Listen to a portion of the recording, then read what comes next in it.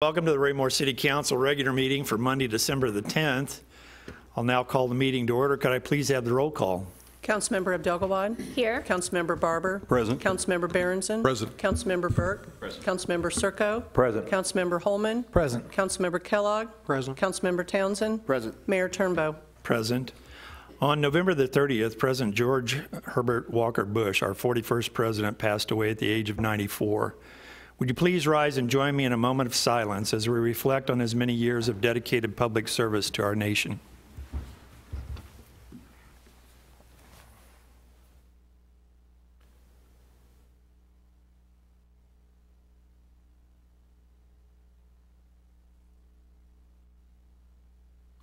Thank you. Now would you please join me in the Pledge of Allegiance? I pledge allegiance to the flag of the United States of America and to the republic for which it stands, one nation, under God, indivisible, with liberty and justice for all.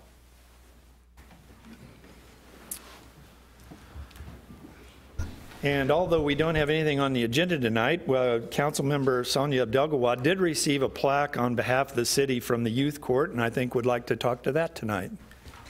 Thank you, Mr. Mayor. I'll just take a minute. I wanted to share that last Thursday evening, I was able to attend, because both of my children are in youth court, the Cass County Youth Court mock trial and open house evening that they hold. Cass County Youth Court is an excellent opportunity for all children in the community to participate in the legal system for their peers. They actually try real juvenile court cases. So usually my kids can't talk to me about what they do at youth court because it's top secret. They can't share who they tried. They can't share what kind of trial it was. So it's a unique thing. Once a year they have an open house and mock trial night so that the parents and community can come and see pretend cases that they get to try, and they act as the defendant and the prosecutors, and so we can see what happens on youth court night. So because I was there, Jody Thompson, who coordinates all of the youth court sessions, I don't know if that's the right word, she asked me to accept this plaque for the city of Raymore. And basically, they just wanted to show their appreciation for the support that the city of Raymore gives to the youth court program. Youth court is often held here in this room in Raymore, so they wanted to also thank us for the use of our facilities in support of the youth court program. Our captain, Jimmy Wilson, is an integral part of youth court. He serves on the board and helps work with Judge Lett from the county to coordinate a lot of the things they do with youth court. So. I just wanted to share that I did accept this on behalf of the city, and also what an awesome program it is. It really is. Thank you. Thank you very much. And we'll now move on to staff reports. Mr. Fearborn. Thank you, Your Honor. I would ask Ms. Warner to make a report from the City Clerk's office. Thank you, sir. Good evening, Mayor and Council. I wanted to provide you with information on the April 2nd, 2019 municipal election. Candidate filing does begin tomorrow morning at 8 a.m. That will be from 8 a.m. to 5 p.m. each day through January the 15th, with the exception of city-observed holidays. The terms that are up are the mayor's term at large, and each of the four council wards. Councilmember Kellogg's Ward 1 seat, Councilmember Burke's Ward 2 seat, Councilmember 3 seat, Kevin Barber, Councilmember 4 seat, Councilmember Berenson. That concludes my staff report. Thank you. Thank you. Any questions of Jeannie? Thank you. Mr. Fearborn. Thank you, Ms. Warner. I would ask Mr. Cataret to make a staff report for development services. Thank you, sir. Just a couple of items. Just talk briefly about building activity. We have 2 businesses that are scheduled to open yet this year, this calendar year. Discover Vision Center on 58 Highway and the Freezing Moo Ice Cream in the Raymore Marketplace. Then the Brightside Daycare Facility, they're coming along in their expansion where they're adding another daycare building to their campus. That's under construction, expected to be done in spring of 2019. Then coming up on our calendar, next Tuesday, December 18th, next week, Planning and Zoning Commission has 2 cases. They'll consider the 15th phase of the Westbrook at Creekmore subdivision.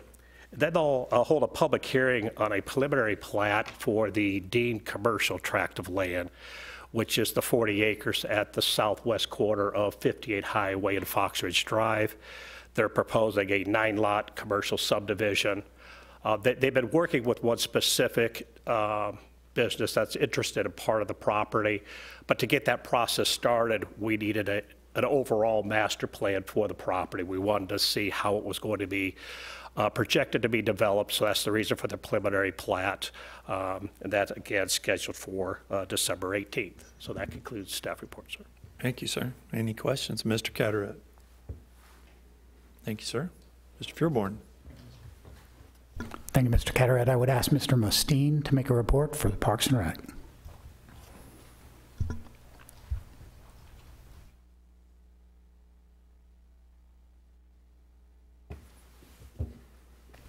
Thank you, sir. I do not have a written staff report in this packet, but I do want to give a verbal report. We had the mayor's tree lighting just a couple weeks ago. You all were there for that.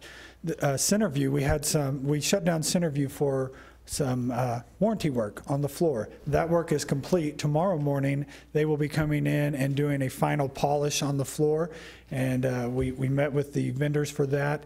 Look, they should be in and out within about 45 minutes, and what we hope to have is the floor just really pops and really shines, and we're pretty excited about it. We've had several rentals. This past weekend we had a wedding at Centerview. We've got another wedding coming up that we just recently booked for the spring, so they've been coming in doing measurements and all of those things. So Centerview is really working to our advantage for the city in terms of having that opportunity and that space for people to come and utilize. The rack it is hitting its stride right now. Basketball's starting, practices are there. My daughter's actually at practice right now as one of the first practices in the gymnasium. We have our futsal on Friday nights. That is an extremely popular program. I specifically know of one family who's coming all the way from Lone Jack to participate in our Friday night futsal, open play futsal. So we are just really kind of hitting our winter stride. A lot of programs going on, and it's just, it never slows down. A lot of times it used to be wintertime slowed down, but that's not the case. So we do extend a thank you for the facilities that you've allowed us to have and do those things year round. And that concludes our staff report. Thank you. Any questions of staff? Thank you, Ms. Mustine. Thank you. Mr. Fearborn. Thank you, Mr. Mustine. I would ask Chief Zimmerman to make a report for the police department. Thank you, Mr. Fearborn. I'm going to talk about Shop with a Cop. It's coming up right away.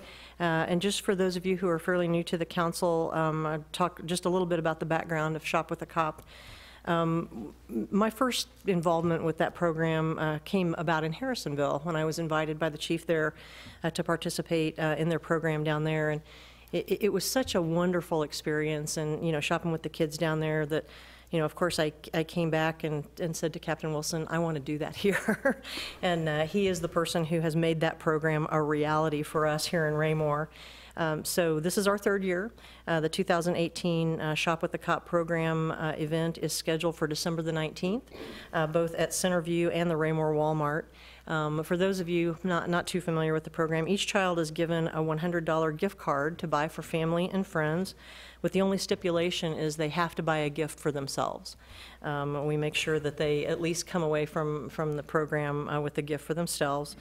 It's a great experience for the officers. They always come back with, you know, wonderful stories about, you know, the children that they are able to shop with. And I even shopped with some kids who bought gifts for their pets, you know, with their money. Last year we expanded the program and provided food and entertainment at Centerview for the children and their families while the children were shopping, because we partnered with Apple Bus for transportation both to and from Walmart, which was a great addition. We'll be shopping with about 30 children this year, and I want to give a special thanks to the businesses and individuals within our community that have made contributions to keep this great program going. Obviously Walmart, Casey's, Minsky's, Buffalo Wild Wings in Belton, the Walmart Distribution Center, Sam's Club, Jane Redmond, our neighbor here at Edward Jones. Members of the PD obviously have contributed funding to that as well. Apple Bus and Nose Jewelry, who adopted Shop with a Cop as their employee giving program for the holidays this year. So please consider coming by on the 19th. We'll be setting up between 5 and 5:30, and the kids will start arriving around 6. and we'll be there. They'll be bringing the presents back this year, and we'll be wrapping at Centerview rather than in the area in the back of Walmart this year. So I would encourage you all to come and share the fun with us. Okay, thank you. Any questions of the chief? Mr. Ullman? Just for clarification, you said it's on the 19th? Yes, sir. Because last night, Grandview did theirs here at our Walmart, and that was covered on Channel 9. So just in case anybody was confused, that was who you saw here. It was just Grandview Police, and they were here at our Walmart, but our police department will be there coming up in the future. I'm sure that Mr. Icky will make sure that the media covers our Shop at the Cup. Thank you. Anyone else? Yes, Mr. Duggan. Just a quick question, and I kind of hate to put you on the spot, but this is the test. I know a lot of people in the community were excited about the No Shave November. I wondered if off the top of your head you knew what our final amount that we earned with that was?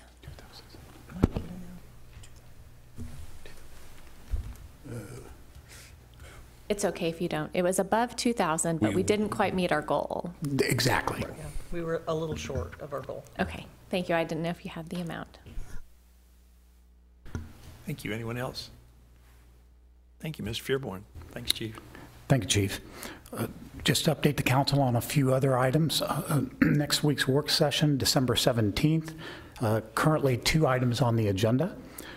The joint meeting with the Park Board and meeting with, assuming the council does pass on second reading tonight, an annexation consultant. They want to get started right away. So we'll be having them meet with you all to get feedback and input from the council on how they see the project moving forward.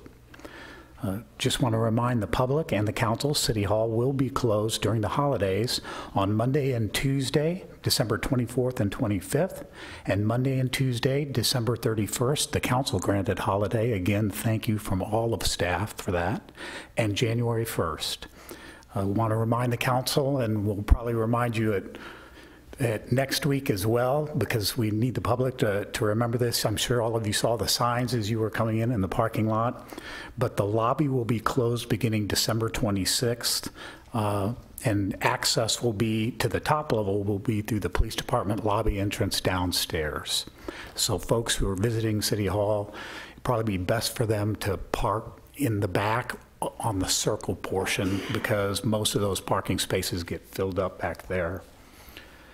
Quick update, $2,195. Thank you, Mr. Icky.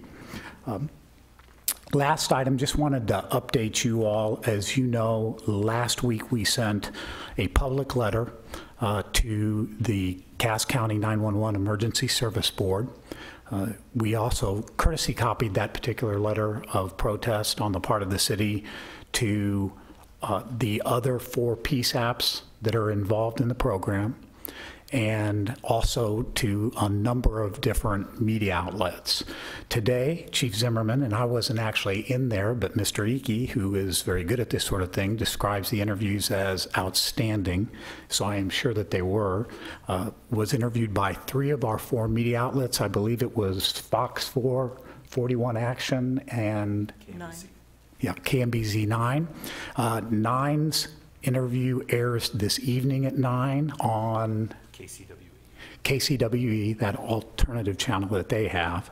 And then the other 2 interviews will air tonight at 10. So hopefully we'll kind of push you a little bit so that we can catch a couple of those, we hope. And also we learned just a short time ago, Chief received a text message that tonight Harrisonville did pass a resolution to also send protests to the ESB. The Belton City Council voted last Tuesday night. They basically put us 2 at the top of our letter that we sent and sent that off. And on, I believe tomorrow night, Pleasant Hill meets, and they're going to be sending a letter. And Thursday, I believe, the county commission meets, and they're going to be sending a letter as well. That concludes staff reports this evening, sir. Okay, thank you. Any questions of Mr. Fearborn? Ms. Burke? Thank you, Mr. Mayor. Question, Mr. Fairborn, can you explain to everyone that's listening what a PSAP is? Because Certainly. they might not have any A idea PSAP about is a dispatch center for 911. The acronym stands for, Public Safety Answering Point. And just to reiterate that, then, those 5 PSAPs are the 5 primary points where 911 calls are received and dispatched. So they are the 5 primary answering points. There's nothing else. We'll move on to the consent agenda. We have one item on the consent agenda tonight, which is the council minutes for November the 26th. Is there a motion to dispose of the consent agenda? Mr. Mayor, I move that we approve the consent agenda to include the following items. Item A, City Council Minutes, November 26, 2018. I'll second the motion, sir. Thank you. Motion's been made and seconded to approve the consent agenda. Any further discussion? Hearing none, all those in favor of the motion? Motion carries 8-0. Okay, please have the second reading of Bill 3406 by title only. The second reading of Bill 3406 by title only. An ordinance of the City of Raymore, Missouri approving the relocation agreement for a Pizza Hut store to relocate into the 58 Highway West Extended Redevelopment TIF area. Thank you. Is there a motion to dispose of the second reading of Bill 3406? Mr. Mayor, I move that we approve Bill 3406, Relocation Agreement, Pizza Hut. I'll second the motion, sir. Thank you. Motion been made and seconded to approve the second reading of Bill 3406. Any further discussion? Hearing none, all those in favor of the motion? Motion passes unanimously, 8-0. Okay, please have the second reading of Bill 3404 by title only. The second reading of Bill 3404 by title only. An ordinance of the City of Raymore, Missouri approving an agreement between the Mid-America Regional Council Solid Waste Management District and the City of Raymore, Missouri relating to Regional Household Hazardous Waste Program. Thank you. Is there a motion to dispose of Bill 3404? Mr. Mayor, I move that we approve Bill 3404, Mark Household Waste Agreement. I'll second the motion, sir. Thank you. Motion been made and seconded to approve the second reading of Bill 3404. Any further discussion? Hearing none, all those in favor of the motion? Motion carries unanimously, 8-0. Can I please have the second reading of Bill 3405 by title only? The second reading of Bill 3405 by title only, an ordinance of the City of Raymore, Missouri authorizing the city manager to enter into an agreement with ETC Institute, Inc. for the development and administration of a citizen survey. Thank you. Is there a motion to dispose of the second reading of Bill 3405?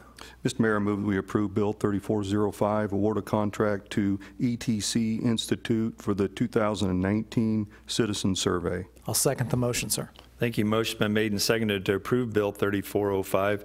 Now, just to clarify, Mr. Fearborn, that this will be discussed and any additional questions and sorts will be talked about at a work session before it's put out for the citizens. that is correct. We have it scheduled for January 7th, yes. Okay. Thank you very much.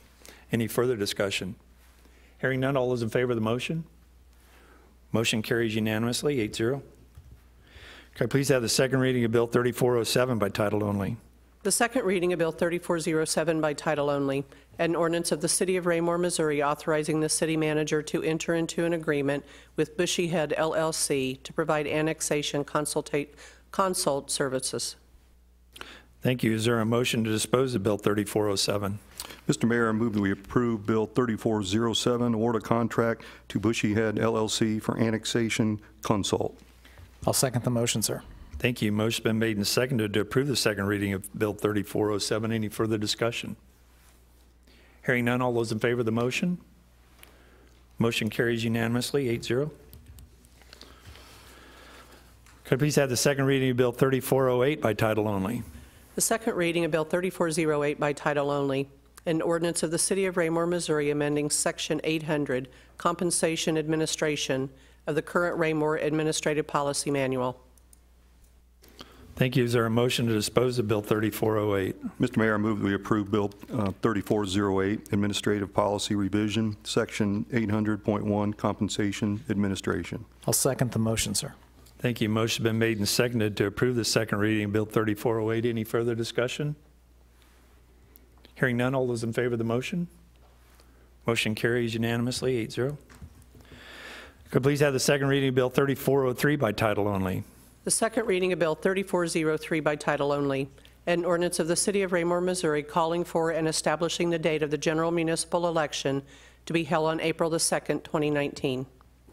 Thank you. Is there a motion to dispose of the second reading of Bill 3403? Mr. Mayor, I move we approve Bill 3403, calling for the April 2nd, 2019 regular municipal election. I'll second the motion, sir. Thank you. Motion been made and seconded to approve the second reading of Bill 3403. Any further discussion? Hearing none, all those in favor of the motion?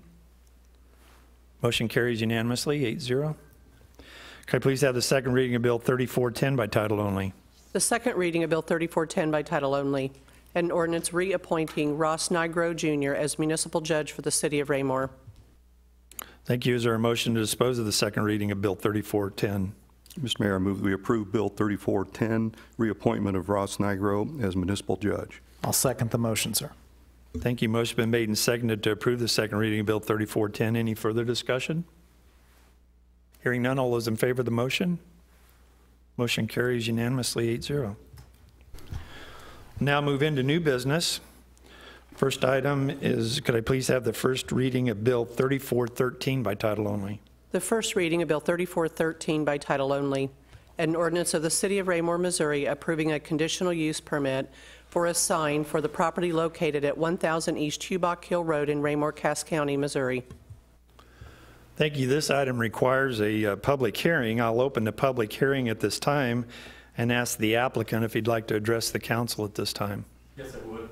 Please step forward and state your name and address for the record, please. My name is Kevin, last name Shaw, and the address is 1000 East Hubach Hill Road in Raymore, 64083. I'm in Ward 4 in that area. So what I'm looking to do here is that we've got the address and all here.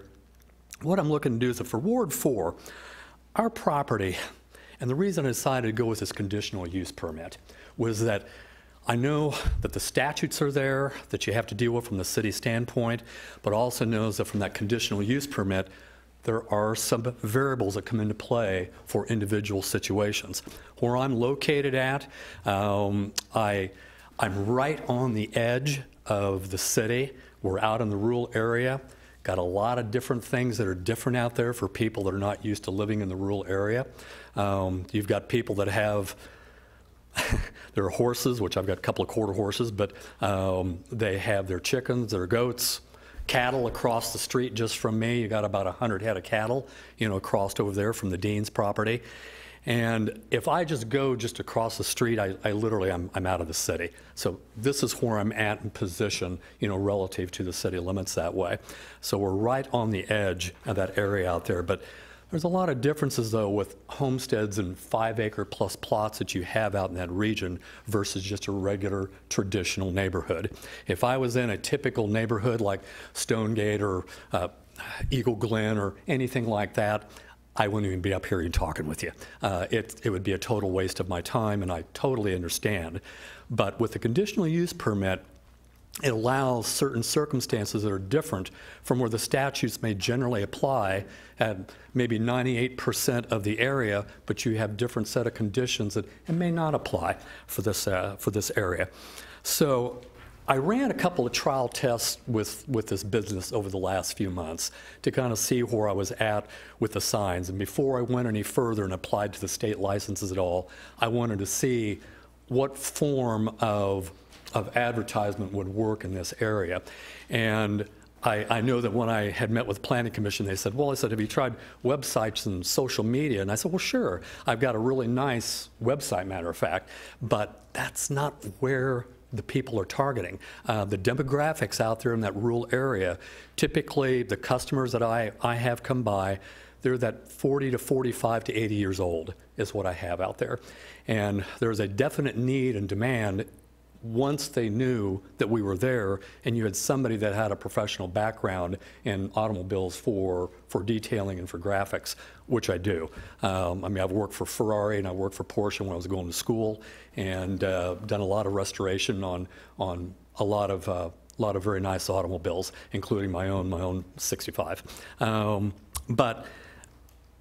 So with that in mind, I ran these trials and these tests, and I discovered that social media, the web, really doesn't work. Every single piece of business that I had in this trial test had come from the signs, and particularly my one position at the driveway on the Hugh Back side of this property. And every single piece either came from that or from just reference from people coming in and getting a referral from somebody else. But everything initially came from that. Not one single item came from the website, which I was surprised, quite frankly.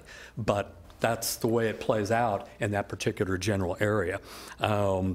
So after I've done that, I decided to go on ahead, and after talking with David with City Planning, I decided to go on ahead and file for this conditional use permit. The Planning Commission that I talked to had really two key arguments. The statutes, obviously, and then, of course, number two, precedents is what they were talking about. And so with the statutes are there for the city. But again, with the conditional use permit, the way I kind of talk with them about it is that for me, my standpoint, the conditional use permit is designed for certain conditions, certain variables for individual situations, and not just a status where, again, 98% of the time it may apply. But out where we're at in Ward 4 and right on the city limits, to me, there could maybe be some differences that way for having a small professional sign there. And I gave a picture to the attorney. I don't know if he's disseminated it to you on our sign. I'll also have a picture on my phone where you can see it. But it's a nice professional quality sign. And it's not an eyesore. And so with the Planning Commission, the statutes was one, the precedents. And what I wanted to tell them with the precedents is that I don't really think so, because number one, I think I'm the only person that has ever bothered to even push this at this point. Number two, it's a $250 fee to push this to get the opportunity to talk with you, and most people are not going to roll the dice and take the risk to spend $250 when the risks are high. So I don't see that. Number three, I've talked with numerous people in this cottage industry that really exists out there in the rural area. And with this cottage industry in the rural area, the people that I talked to, they said, Kevin, they said, because I was talking with them about the signs, and they said, we really don't want to get into it. They said, because then we have to file an occupational license. And he said, we just as soon just file and just flow underneath the radar and not even file an occupational license. They said, if we bring a sign in, then we're going to have to file for an occupational license. And so from a precedent standpoint, I just don't see that this is going to be any precedence, number one. Number two, with the conditional use permit, it's on a conditional by case basis. It doesn't disregard the statutes. It's really, to me, it's part of the statute, but it gives an opportunity to look at individual situations that may apply in unusual cases versus most of the city where the signs would not apply. And so I just don't see any precedence here. It's not like we're talking case law. We're just looking at a statute and a decision under the conditions use to be able to apply that in certain conditions for each individual applicant that you decide to review and take a look at. So those were really the two arguments that I saw for those who denied.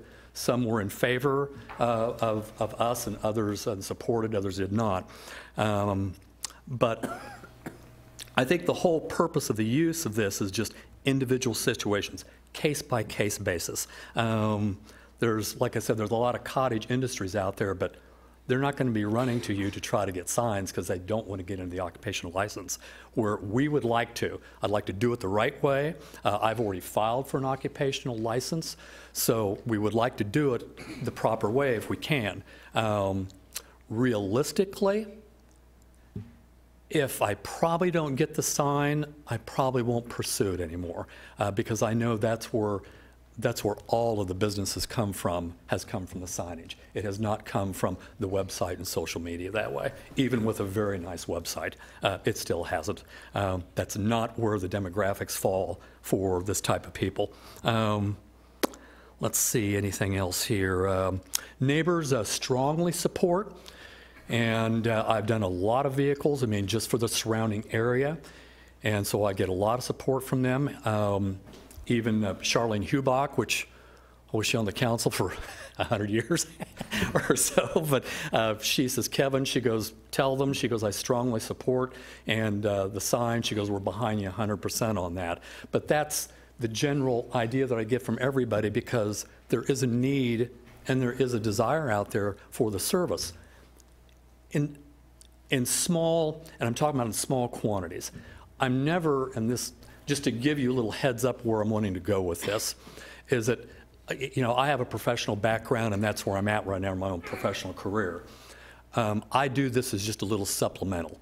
With my background in automobiles, I've had too many people say, Kevin, why don't you do some stuff on the side? So I have, and that's what I do. I do some things on the side that way as a little supplemental income.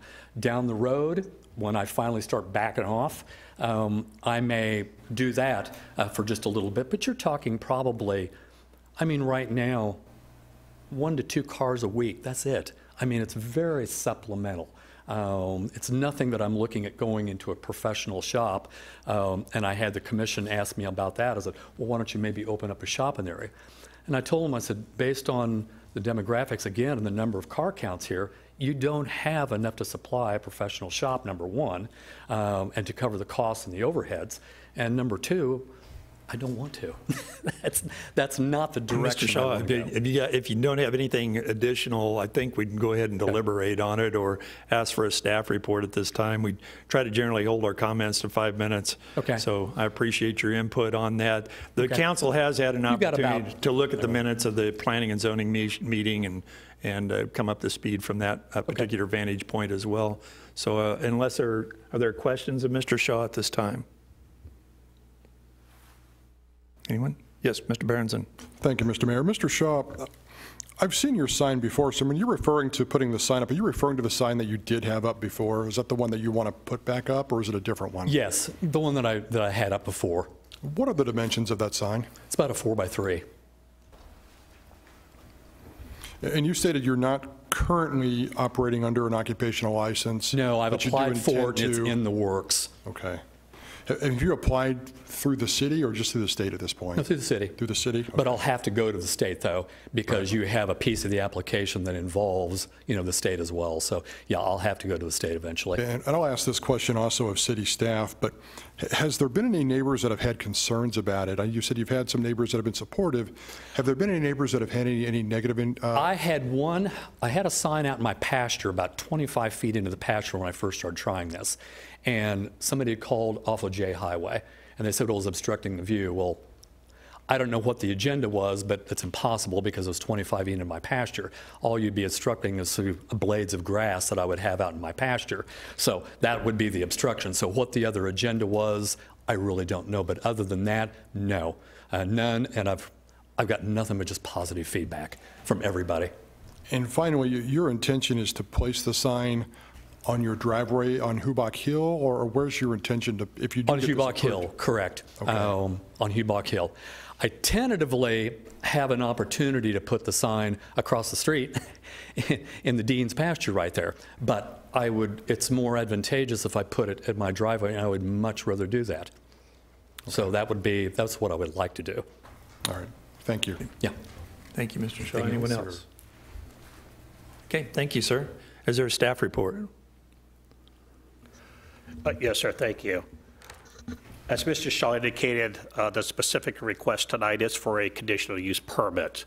So our Unified Development Code does establish a process wherein a request can be made to either modify the size, the height, the location of a permitted sign, which is the typical conditional use permit you would see under a conditional use application. But it does allow someone to request approval of a sign that's prohibited, and that's what we're dealing with tonight, is the sign that Mr. Shaw is wanting to reinstall is a sign that is prohibited by our home occupation requirement ordinance, as well as it's prohibited in our sign code because it displays a commercial message in a residential area. After staff had initiated the initial code enforcement action from the complaint we received, We did advise Mr. Shaw the options he had, and one of them was to file this request, which is how it got to you this evening. Again, it being a conditional use permit did require a public hearing this evening, so we do want to enter into the record the notices that were sent to the adjoining property owners, the notice of publication in the Journal, our Unified Development Code, the application that Mr. Shaw submitted, the staff report submitted to you this evening, and then the photo exhibit of the proposed sign. This was a picture that was taken while the sign was installed on the driveway. And there was a second sign, but he is only asking this evening to allow one sign on the property. This is a property that's currently zoned rural estate.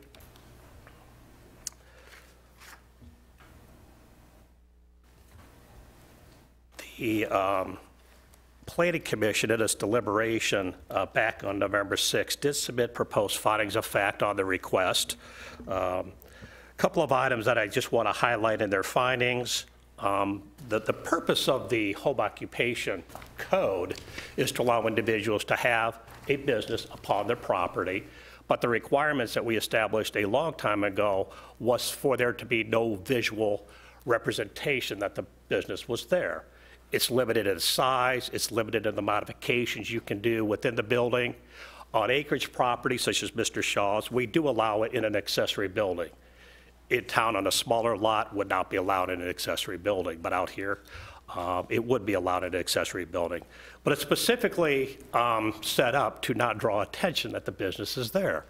And that's why it is specifically prohibited to have a sign as any part of a home occupation. It can't be on your door, it can't be on your building in any way, it cannot be a freestanding sign. You know, they're intended to be non-visible uses of residential property. And the commission felt in one of their findings that allowing the signage to identify the presence of a business on the property would change the character of the area.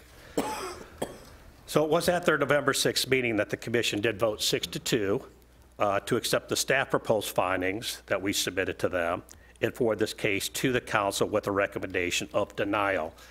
I did include the minutes from the November 6th meeting, which had quite a bit of discussion from the commission on the deliberation of the case. And Mr. Shaw had submitted a letter that with his application, so I want to make sure you had that in front of you as well. But I do want to note in closing that the Bill 3413 that is in front of you is written in the affirmative, and so a vote to approve that bill would be a vote to approve the conditional use permit for Mr. Shaw and the 1000 East Hubock Hill Road. So that concludes staff report, sir. Thank you, sir. Any questions of staff? Mr. Holman. Two questions, Mr. Carteret. First of all, in the scenario that Mr. Shaw described, where his property, the frontage of his property borders the road, and then on the opposite side is Cass County. So if he chose, or anyone chose, to put a sign up on the county side, that is outside the purview of our jurisdiction, and we would not be able to do anything about that, and we would do nothing about that. Is that correct, sir? That's correct, sir. Okay. So he does have an option there. And then the other one is, although we haven't had one for a while, and I don't think Planning and Zoning's had one for a while, we've had a number of requests to change or ignore or give conditional use permits for signs in the past, especially since you've been here. Am I correct? That's correct. I remember when I was on Planning and Zoning, not long after Lowe's put in their preliminary plat, they put in a request for one, which we denied. Golden Corral put in one that I remember since we've denied, and there have been a number of others. The music store, I believe, at Willow Wind was one that asked for one. Those are just the kind of highlights off the top of my head, and we denied all of those simply to keep consistency with our code. Is that your understanding? That is correct. The ones you identified were all denied. Thank you, sir. Thank you. Anyone else? Yes, Ms. Abdelgawad.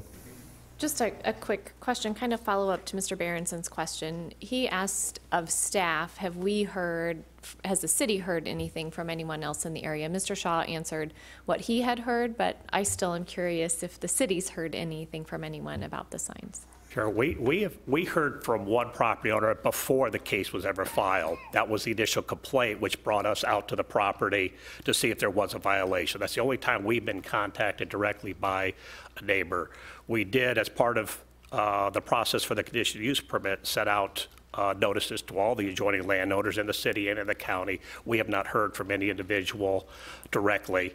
But I do note in the minutes, there was a neighbor, Clay Hubach, who did speak at the Planning Commission meeting.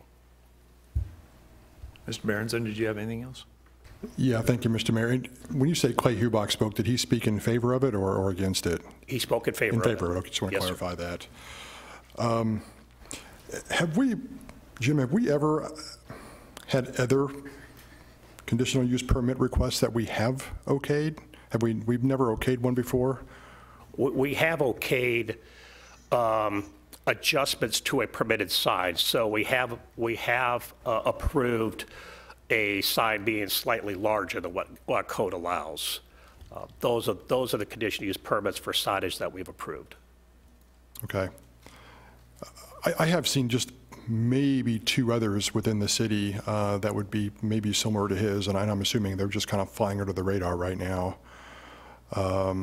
So there are no residences within the city that have a business sign on the residence. Is that correct? We know of one, and I believe it was identified in the staff report. There is one home occupation business that was established before we had the code in place that had a sign. Grandfathered. And it has been grandfathered in. Okay. Yes, sir. And it's your opinion that if we approve this, we would be going against our code as it stands right now? I believe the way the code is written as it stands right now, yes, because the code's clear that home occupations in any zoning district are not allowed to have a sign. Okay, thank you. Thank you. Mr. Circo. Thank you, Mr. Mayor. Yeah, going back to what you're talking about, signage, when I had my business there for years, back in 7 and 08, I created some signs, and my customers would put them in their yards. But the city had me take them down because of your code violation, even though they were 20 feet off the street in the middle of their yards, and they were like a regular election sign, Tom Circle Farmers Insurance. And I couldn't, I was going, why? But again, I had to live to those codes. So even though so I was dinged because of the codes. I couldn't put the signs up that I created. So sometimes, whether you like it or not, sometimes you just got to go when the codes are there. And like I said, Mr. Shaw said, if he's just across from the county, and if he had that sign in the county land where the Deans, and he had an arrow pointing him across the street, that would be a no violation of the city, but it would help him in that respect for notoriety for his business, because it'd be on county land.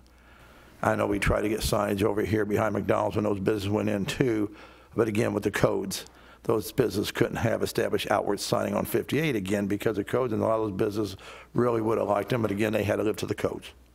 It's just part of what we do in the city, I know. Thank you. Anyone else? Mr. Berenson. Thank you, Mr. Mayor. One final question. Mr. Carteret, if we did issue this conditional use permit, would that require him to have a city license before the permit was issued, or does that have anything to do with a city occupational license?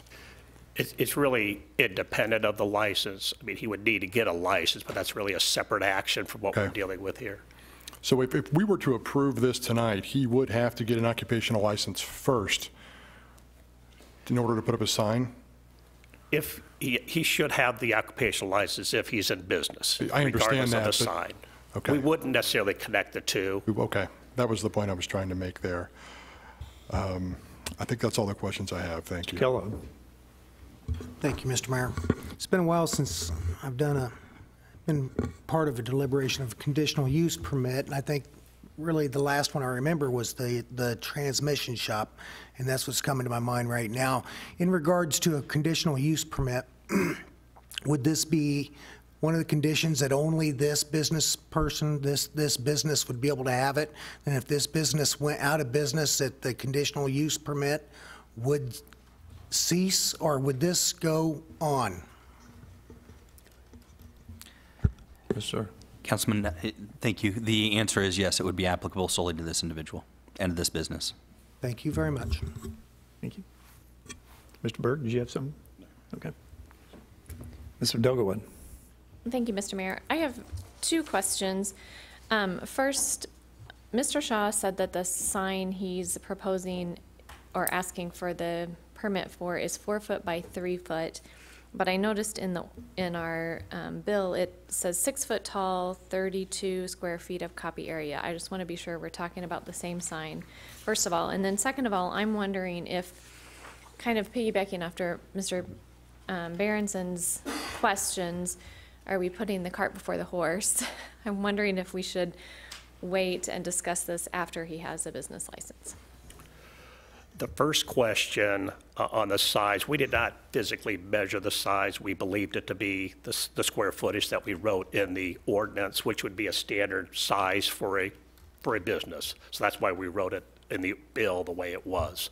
It certainly will accommodate the sign that he intends to utilize on the property. On the second item, I can only comment, I mean, we advised him of the need to get the license the same time we advised him of the need to remove the sign until you obtain approval.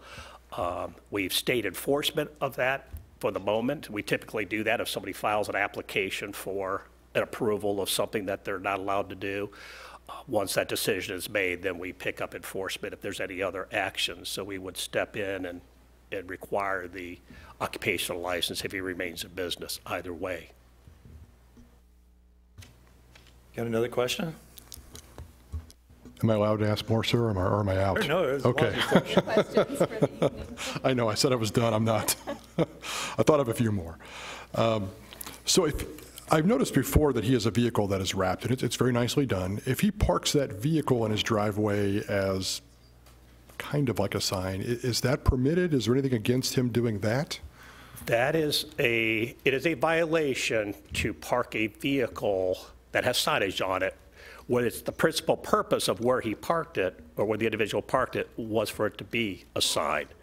What that means is that, you know, it's not illegal to have the sign on your vehicle when it's parked in your driveway of any property in the city. We have a lot of businesses that you see that. What happens where they run afoul of the code, we specifically have written in the code that a vehicle becomes a sign when it is principally parked for the purpose of advertising the business. Meaning that we have some businesses that in a shopping center want to park the vehicle all the way up at the front parking space, even though their shop is way back in the corner, because they want it to be visible. They can't get a sign out there, so they park the vehicle with a sign out there. That is specifically a violation of code. We advised Mr. Shaw when he started, after the sign came down, after the code enforcement action, he started parking his vehicle at the entrance on Humock Hill Road, a long distance from where his home was. The only purpose for parking it there had to have been for advertising. And so that's a violation by our code. But it was his own driveway. It was on the side of his, it wasn't on the pavement part, it was to the side of it, I believe. Okay. Yes, sir. And I can't think of the other question. I'm sure I'll raise my hand later. Anyone else have any questions of staff? I will remind the audience, the public hearing is open. If there's anyone from the public that would like to address the council at this time with regard to this issue, please step forward, state your name and address for the record, and try to keep your comments to 5 minutes or less. Seeing no one, I'll close the public hearing at this time. I would entertain a motion to dispose of Bill 3413. Mr. Mayor, I'd like to make a motion. Go ahead, Mr. Berenson. I'd like to make a motion that we approve the conditional use permit Autotopia sign with the following condition: that he obtain a city business license first. Second. Motion been made and seconded for the approval of Bill 3413 with the condition of a business license obtaining. Any further discussion? Hearing none. Did you have some? Mr. Zur. Do you have something, sir? Real quickly, and I want to make sure with Mr. Catterat, I believe under the original discussions there were a number of conditions as recommended for approval. They were not incorporated in the planning and zoning. Business license was one of them, compliance with the Chapter 435, as well as the applicant ceasing the parking of the vehicle at the front location. I wanted to make sure and point those all out. Don't know if that was contemplated as part of your original motion for that. Further discussion, Mr. Kellogg? Yes, I got a question. It's probably for Mr. Zur. Since this came to us with a recommendation for denial, what does that do for, I believe, simple majority according to the motion? Simple majority according to the motion. It would only be if there had been a protest petition that had been filed. Would there be any additional supermajority requirements? Okay, thank you. Ms. Abdelgawad. Thank you, Mr. Mayor. I'm sorry, Mr. Zur, but could you give us more information about the second stipulation that has to do with Chapter 435? If you're looking on your packet of material, it's on page 120 of the 276. And I'll let Mr. Carteret also discuss that if he has additional input, but it's the approved sign shall comply with all requirements of Chapter 435 of the Unified Development Code. That if, on the page 120, that was the recommendation that staff had made to the Planning Commission if they did not agree with staff's recommendation of denial. So to the Planning Commission, what we said is if you're inclined to recommend approval, then we would like those 3 conditions placed as part of the approval. But with their recommendation of denial, it became a moot point. Care to amend? Can I ask another question? Sure. Please.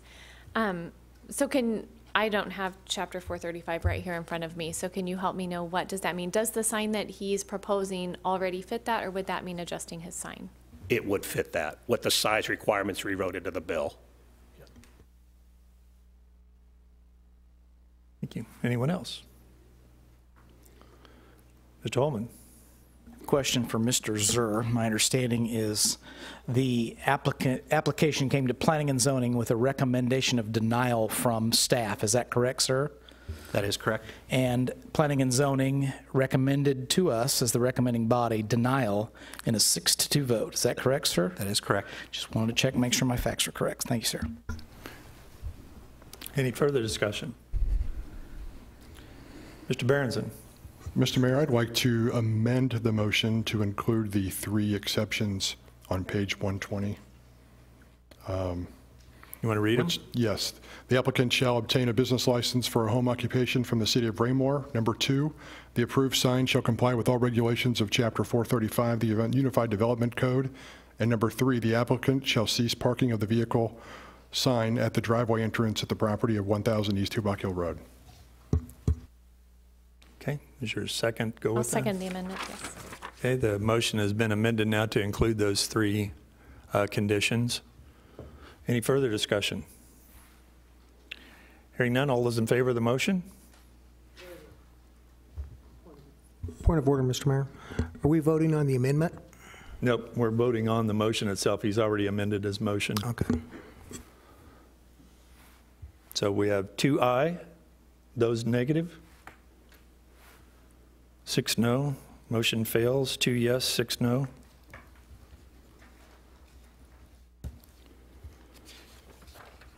Could I please have the first reading of Bill 3414 by title only? The first reading of Bill 3414 by title only. An ordinance of the City of Raymore, Missouri, vacating the west 8 feet of a utility easement located on Lot 280 in the Westbrook at Creekmore 9th Plat, Raymore, Cass County, Missouri. Thank you. This item also requires a public hearing, and I'll open the public hearing at this time and ask for a staff report. Mr. Carteret. Sorry, Mr. Fearborn. I know you just passed the ball over. Did a quick Mahomes pass there. Bill 3414 is a request filed by David and Courtney Govro, who live at 914 Creekmore Drive, to vacate 8 feet of an existing 25-foot wide utility easement that's in the rear of their property. The staff report contained a couple of photographs of the backyard area. They did have the existing utilities marked, so we knew where they were. The staff did have discussions with the utility companies as well as the applicant. We met on site, and through some work with one of the utility companies, the request that's before you this evening is acceptable to those utilities. The easement vacation does require a public hearing, so we did mail notices to the adjoining property owners, publication in the Raymore Journal, Unified Development Code, the application that was submitted, the growth management plan, and the staff report submitted to you this evening, all entered into the record. The initial request was a 10-foot reduction, but they did reduce it to 8 feet. That way, the existing AT&T utility line is outside of the area proposed to be vacated. I have submitted proposed findings of fact on the vacation for your consideration. And in your staff report, it's illustrated where the existing easement vacation area would be. If approved, it would leave a 17-foot easement there for the utilities that are still on the property. The vacation of the easement would allow the Govros to construct a pool in their backyard. They needed the additional land area to allow that to fit. Staff does recommend the council accept those proposed findings of fact and approve the request for the vacation easement for 914 Creekmore Drive. That concludes staff report. Thank you, sir. Any questions of staff? If not, would the applicant care to address the council at this time? Please state your name and address for the record and try to keep your comments to 5 minutes. Good evening. My name is David Govro. I live at 914 Creekmore Drive. As the staff had mentioned earlier, we're coming tonight just asking that we change the easement on our property in an effort that we can build a pool. So we need 8 feet in order to accomplish that task. So we're here tonight asking for that. Thank you, sir. Any questions of the applicant? Mr. Burke. Thank you, Mr. Mayor. Is it Govro or? Govro. Okay, okay. Have we had you before us before recently or in the last? No. Okay, thank you. Anyone else? Thank you, sir. Thank you. And as there is a public hearing on this particular item, if anyone else in the audience would like to address the council on this particular topic, please step forward, state your name and address for the record, and try to keep your comments to 5 minutes or less. Seeing none, I'll close the public hearing at this time and entertain a motion to dispose of the first reading of Bill 3414. Mr. Mayor, I move we approve Bill 3414, easement and vacation 914 Creekmore Drive. I'll second the motion, sir. Thank you. Motion's been made and seconded to approve the first reading of Bill 3414. Any further discussion? Hearing none, all those in favor of the motion? Motion carries unanimously, 8-0.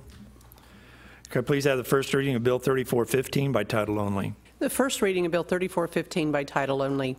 An ordinance of the City of Raymore, Missouri, vacating a 25-foot water main easement within the Timber Trail subdivision located in Section 17, Township 46 North, Range 32 West, in the City of Raymore, Cass County, Missouri. Thank you. This item also requires a public hearing at this time. I would now ask for a staff report. Mr. Fearborn.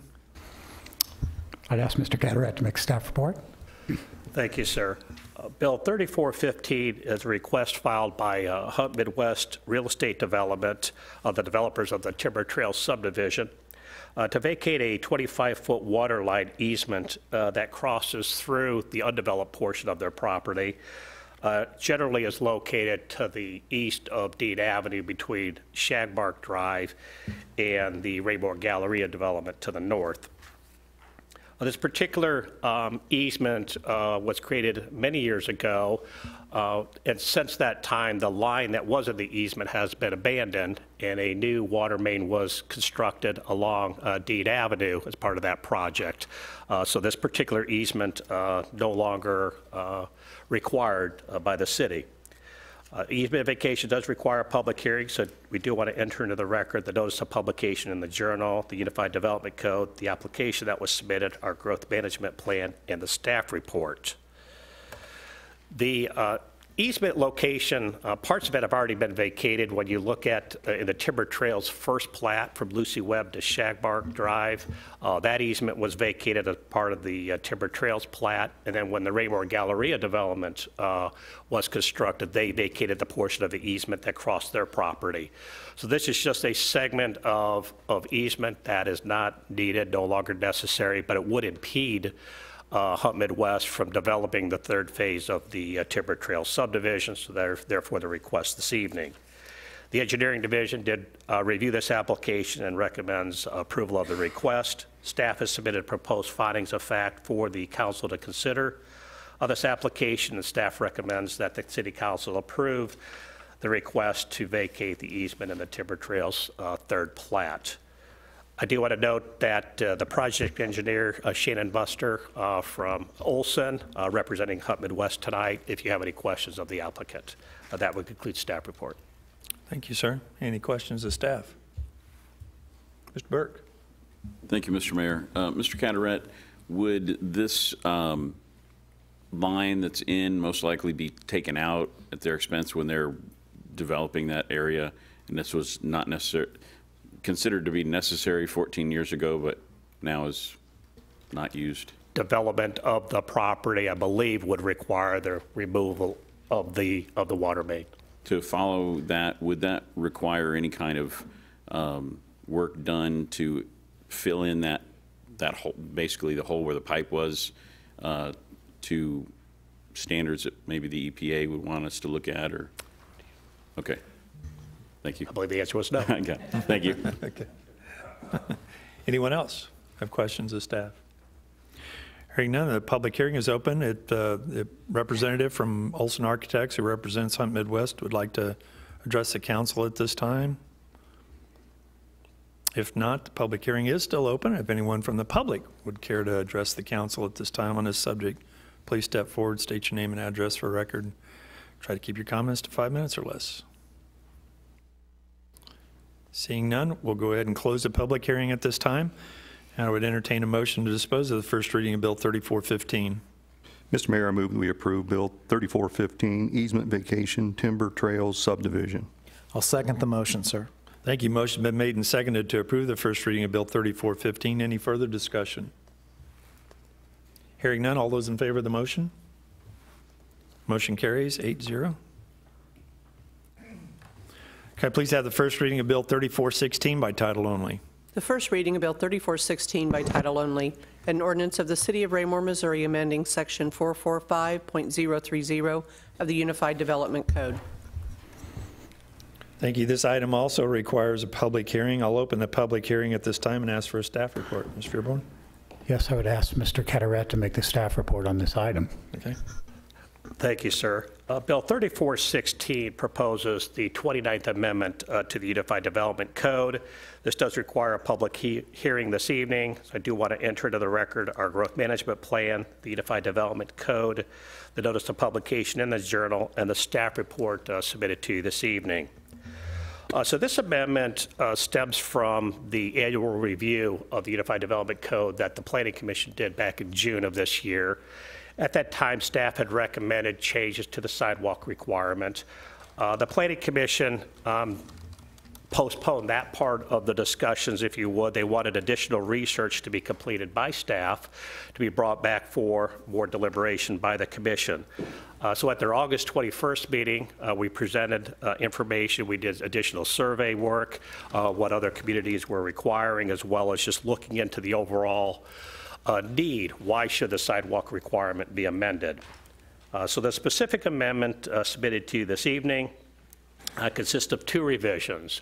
The one revision, it would increase the minimum width of sidewalk on local streets from the current 4 feet to 5 foot. Already required in our code to be 5 foot on collector roads and arterial roads. This really would apply to the to residential streets and residential subdivisions. The second part of the proposal would then require the sidewalk to be adjacent to the property line. What that means currently, we have 11 foot on most streets, 11 foot between the curb and a property line. And a 4-foot sidewalk under current code is offset from the property line by 1 foot, all within the right-of-way. Rather than push the sidewalk closer to the curb line, we didn't want to reduce the tree lawn space there. This proposal would have the sidewalk abut the property line. So it's fully within the right-of-way, doesn't encroach on anybody's property, but it does increase the sidewalk width to 5 foot. A reminder, sidewalk is required on both sides of all public roadways, and it is required in residential subdivisions before a certificate of occupancy is issued for a home. Staff did a lot of research, presented to the commission. Nearly all the research that we did look at where the recommendation was for 5-foot sidewalk is really based on pedestrian comfort and ADA requirements. Pedestrian comfort comes into play when 2 adults are walking on the sidewalk, if you would. 4 foot just feels too narrow to most individuals. And then when you have, if you've had an instance where you had 2 wheelchairs or somebody pulling a wagon and somebody else walking, having that additional foot of sidewalk space just gives more level of comfort. Certainly makes it more pedestrian friendly.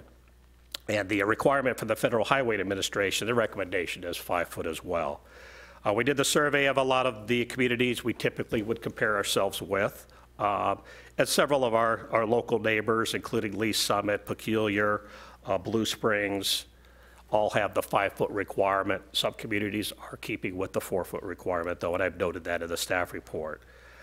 We presented this to the Planning Commission on November 6th. They did submit their proposed findings of fact on the request, and it was after their public hearing, they voted 8-0 to accept the staff proposed findings and recommend approval of the 29th Amendment to the City Council. I did include the minutes from their discussion at the November 6th meeting for your review as well. That concludes staff report.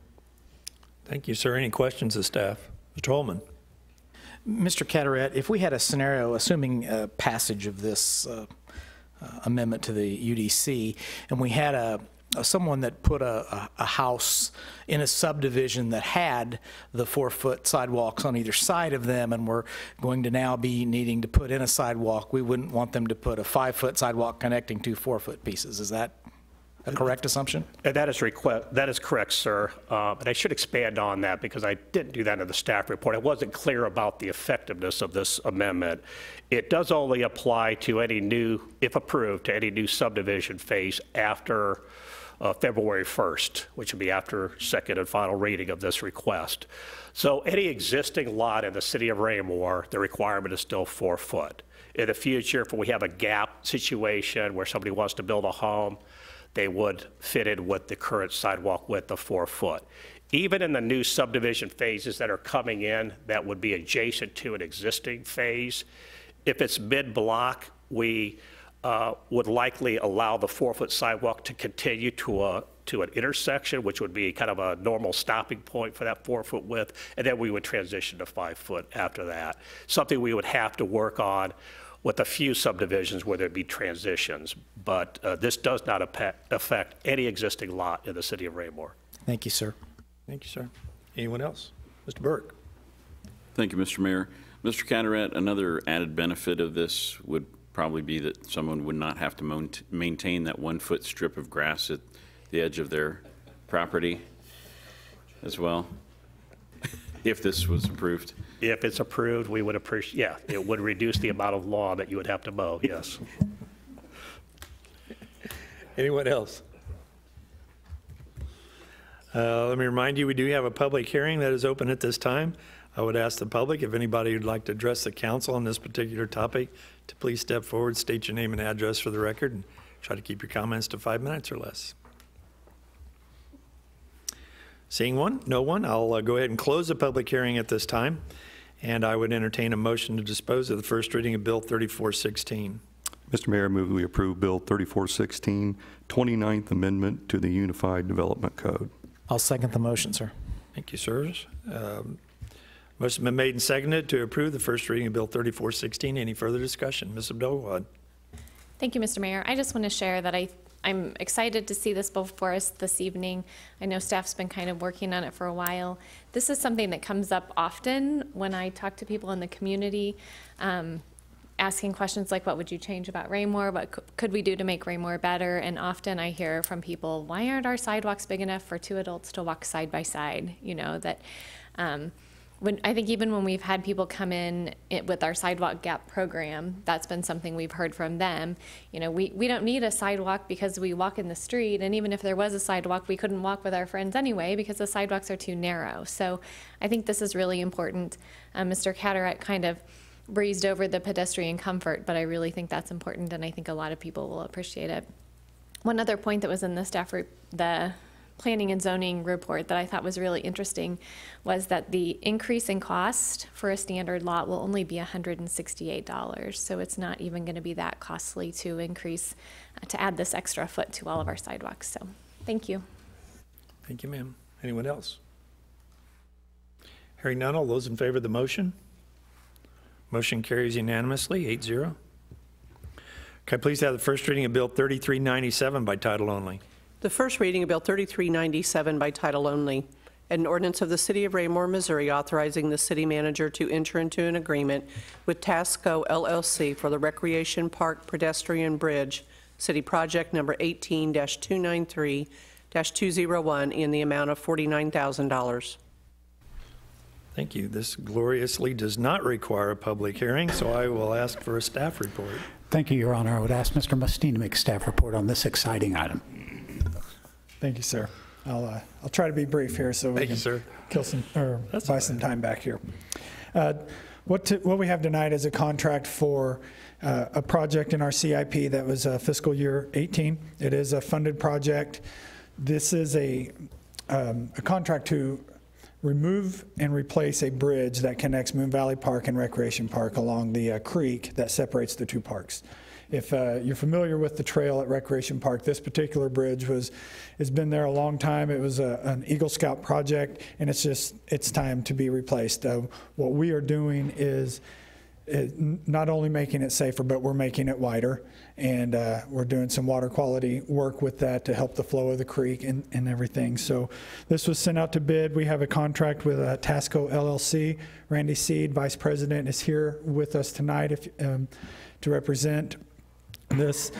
Essentially what this is a box culvert with a 10-foot wide concrete trail laid over the top of it with side rails for safety. And it'll connect with the asphalt on both sides of the creek and connect the trail. And this will also help our maintenance in terms of our mowers will be able to cross that instead of going all the way around the street down Dogwood and back in, or cut through the backside of the park. So this improves efficiency in our mowing crews as well. But it's a good project, and we're excited to bring it to you. That concludes staff report. Any questions of staff? Ms. Abdel, go ahead. I know you probably don't have this tonight, but if you have a picture, I didn't see a picture in our packet of what this is going to look like. There is a picture, just like a shop drawing within the contract, and I can provide that. It may be in your packet, but it is typically what it is. It's a concrete box culvert, and it'll look like a concrete trail right across. I know a lot of people in the neighborhood back there like the very natural, they like the wood, and so hearing concrete box bridge makes me think, It'll look a lot like a land bridge. It'll have a riprap around it, and we'll take care of it. It won't look so obscure in the middle of the woods. I'd love to see a picture. Okay. Yes, ma'am. Thank you. Mr. Burke. Thank you, Mr. Mayor. Thank you, Mr. Mustine, for letting us know. I was searching for the width, and 10 feet wide is I appreciate you adding that, because I was going to ask you. Thank you. Yes, sir. Anyone else? Anyone have any questions of the contractor? Thank you, Nathan. Thank you.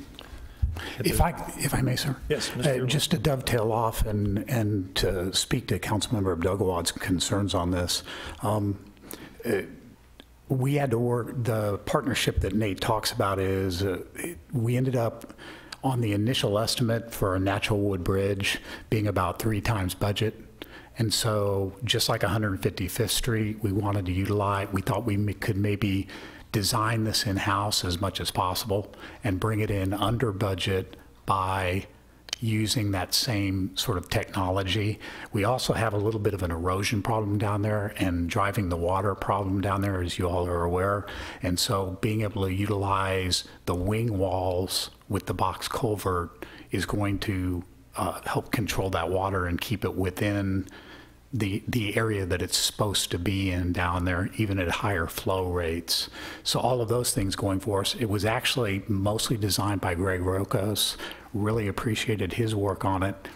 Even with the box culvert concept coming in, we were actually, you may have noticed in the write-up, we were still quite a bit over budget. What we were kind of hoping to do was sneak a little bit of new asphalt trail in the new thickness that we're wanting to have over at Rec Park on either side of it. Instead, all we're going to be able to do is go up and match where the existing asphalt comes up. We'll still get to that trail sooner or later, though. It's a priority project for us. That concludes staff report, sir. Thank you, sir. Any questions, Mr. Fearborn? Hearing none, I'd entertain a motion to approve the first reading of Bill 3397. Mr. Mayor, I move we approve Bill 3397, award of contract Recreation Park pedestrian bridge replacement. I'll second the motion. Thank you. Motion been made and seconded to approve the first reading of Bill 3397. Any further discussion? Ms. Abdel, go ahead. Thank you, Mr. Mayor. I'll just share, I'm really excited about this project, and I know a lot of people in Ward 4 in our neighborhood that use both of those parks are also excited about it. We've been kind of nervous about the deterioration of that bridge in the last year or so. So I'm excited that the bridge is going to be replaced. I am a little hesitant about what that's going to look like, and hearing some pushback from the neighbors, especially that like that natural look, and there always are concerns with the water drainage over there, so I'm glad to hear that hopefully this will help with that. But I definitely would like a picture before second read. Thank you. Thank you. Anyone else? Hearing none, all those in favor of the motion? Motion carries unanimously, 8-0. Could I please have the first reading of Bill 3417 by title only? The first reading of Bill 3417 by title only, an ordinance of the City of Raymore, Missouri, approving a memorandum of understanding between the City of Raymore, Missouri, and Variety Kansas City in the amount of $135,000 for the design and construction services for an all-inclusive spray ground and playground at TB Hanna Station. Thank you. Is there a staff report? Thank you, sir. I would ask Mr. Mustine to make staff report on this item. Thank you, sir. Very excited to present this to the council tonight. What we have is it's a memorandum of understanding between Variety KC and the City of Raymore. What this does is an acceptance of a $135,000 donation to basically take our spray ground that we had already through the GeoBond project funded and increase that to be a spray ground that is all-inclusive for people of all abilities and all ages. In conjunction with that, Variety KC also is very interested in including the playground so that we have two side-by-side units that will be all-inclusive. This is something that is very unique. We, as in Raymore, will be the first city in Missouri to have two all-inclusive playgrounds once all the construction is done, including Hawk Ridge Park and TB Hanna, and we will be one of the first in the United States. There's just a couple that are all-inclusive spray grounds. So this is a custom design specifically for Raymore, and it's a great project. We're excited to do it. How it really came about was our contact with Unlimited Play, who have been helping us with the design at Hawk Ridge Park. They knew this project was coming. Variety KC contacted them asking if they knew of a project that was close to being ready to go that they could make a donation. They had a large sum of money. They wanted to do something quick. We were really a little bit further than what they were hoping, so we kind of had to back up a little bit because we were close to going out to bid for what we had. But stars aligned, it worked out. It's a great project. They're excited. Variety KC is not with us tonight, but that is typical of them because they're not in it for the pomp and circumstance. They're going to put their name on there and kind of stay out of the limelight and let Unlimited Play and our staff on our team take care of all the work, and they'll probably show up for a grand opening, and that's probably about the only time we'll see them, but that's okay. We're just really excited. We've done a lot of work. We're hoping to be able to present to the council next week at the joint work session some pictures of what we've been working on, and it really didn't change our project end date. We still are pushing hard to do a grand opening next summer for the spray ground and the playground, and then following the mayor's tree lighting next year for the rest of the improvements at TB Hanna. So things are moving forward. This was just one of those little things that, okay, we're going to beef it up a little bit and do some really cool stuff. And so that is the MOU before you.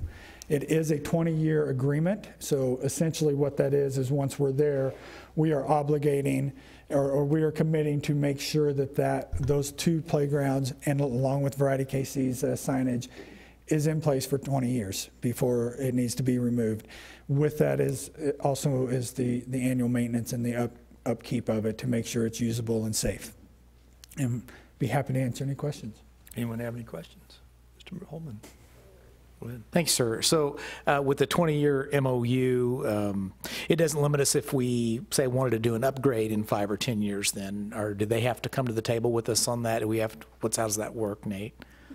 The MOU, we can do any upgrades, we can do any additions as long as they meet the specifications of what they consider all-inclusive, which is why we work with Unlimited Play. But we can improve it, we can add to it. Their only stipulation is that their signage and their recognition for that donation remains intact. This is great news. Thanks for bringing this to us. Can I assume that given the information that you've given us, the media and marketing piece of this would be for Mr. Icky, the proverbial shooting fish in a barrel? Yes. Thank you, sir. Any other questions? Mr. Circo. Thank you, Mr. Mayor.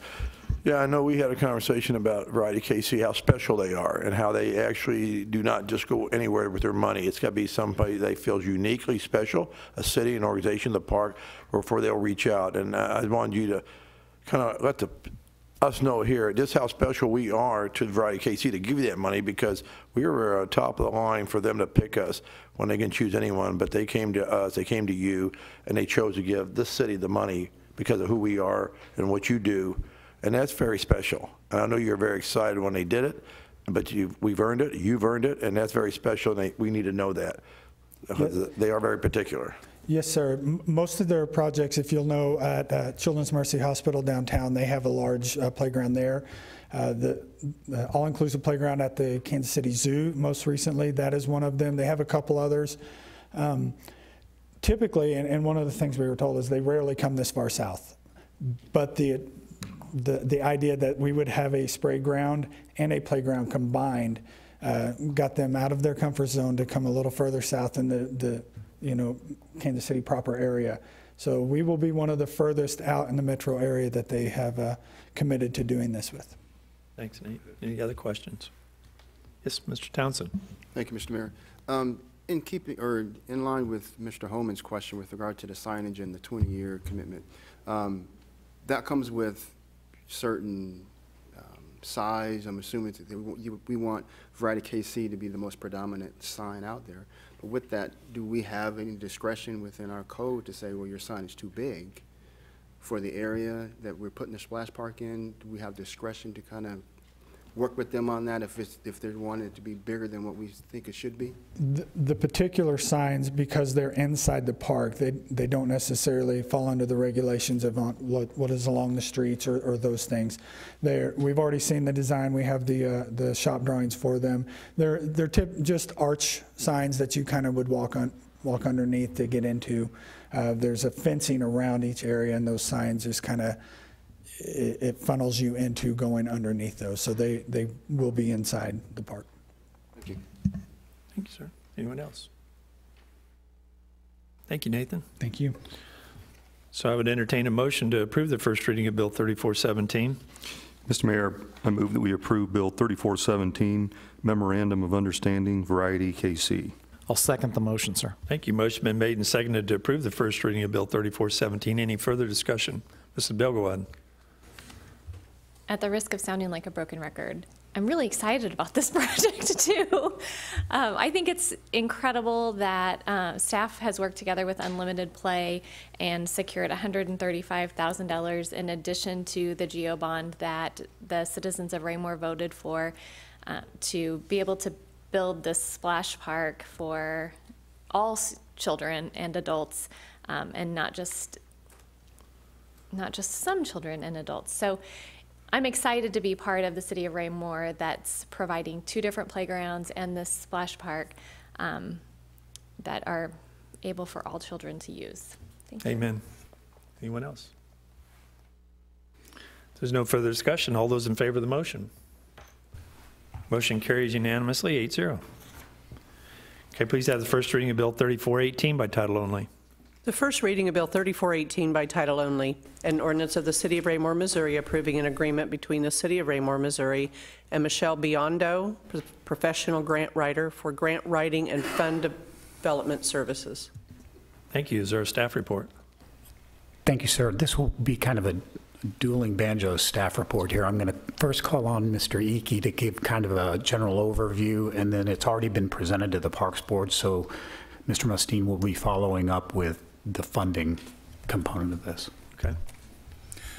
Thank you, sir. Both the Parks and Recreation Department and the Communications Department are excited to present this agreement before the council.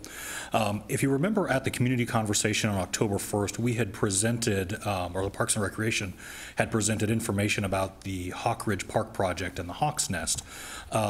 At that event, Michelle Biondo, who was relatively new to Raymore, was at the community conversation and had approached staff after the event asking how she could be more involved. As we got to talking, we began to discover that she brought a long list of experience. She is a veteran grant writer, has a great track record as a fundraiser, and overall just had a lot to bring to the table, and even just in the brief conversation was able to identify a few gaps that we had in some of our fundraising strategy when it came to the Hawk Ridge Park project. Following that meeting, Mr. Mostine and myself sat down with Ms. Biondo to talk about the possibility of bringing her on for contracted services as a grant writer and to provide some consulting as a fundraiser. We were able to put this agreement together and present it to the council tonight.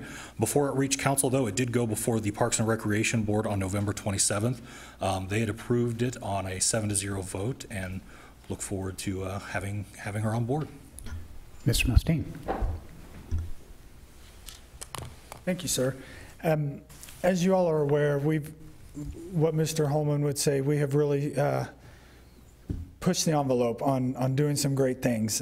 With that is the all-inclusive playground at Hawk Ridge Park, something that is unique, very different than what Raymore has ever done. With that, we challenged our community to help us raise those funds for something.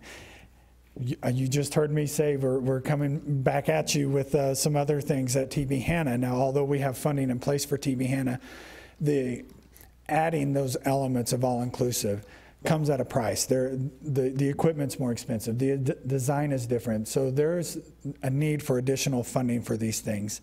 In talking with Unlimited Play, a large portion of their fundraising is grants.